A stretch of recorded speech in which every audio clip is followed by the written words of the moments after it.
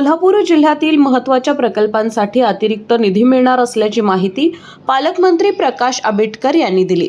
जिल्हा वार्षिक योजना सर्वसाधारण सन 2026-27 साठी 947.21 कोटी रुपयांचा प्रारूप आराखडा राज्य शासनास सादर करण्यात आला आहे।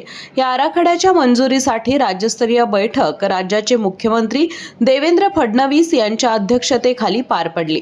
बैठकीत कोल्हापूर जिल्ह्यातील वाढती लोकसंख्या आणि आवश्यक सोयी सुविधांसाठी अतिरिक्त निधीची मागणी करण्यात आली। विभागीय क्रीडा संकुल आणि शेंडा पार्क येथील महापालिकेच्या नवीन इमारतीसाठी निधीची गरज मांडण्यात आली। राज्य शासनाकडून मागणी केलेला निधी उपलब्ध करून देण्यास सकारात्मक प्रतिसाद मिळाल्याचं पालकमंत्र्यांनी सांगितलं। सन 2026-27 साठी राज्य शासनाने आधी 537.20 कोटींचे नियोजन दिले होते। यामध्ये अतिरिक्त 410 कोटींची वाढ करून 947 कोटींचा आराखडा सादर करण्यात आला। बैठकीत जिल्हाधिकारी अमोल येडगे यांनी जिल्ह्याच्या प्रारूप आराखड्याचे सादरीकरण केले। लोकप्रतिनिधींनीही जिल्ह्याच्या विकासासाठी वाढीव निधी देण्याची मागणी मुख्यमंत्र्यांकडे केली।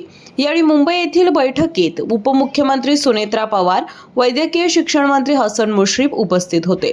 जिल्हाधिकारी कार्यालय कोल्हापूर येथे पालकमंत्री आंबेडकर यांच्यासह खासदार धैर्यशील माने, आमदार अमल महाडिक, आमदार चंद्रदीप नरके, आमदार राहुल आवाडे, जिल्हाधिकारी अमोल येडगे, पोलीस अधीक्षक योगेश कुमार, कोल्हापूर महानगरपालिका आयुक्त के मंजुलक्ष्मी, जिल्हा परिषदेचे मुख्य कार्यकारी अधिकारी एस कार्तिकेयन यांच्यासह सर्व कार्यान्वयीन यंत्रणांचे प्रमुख उपस्थित होते।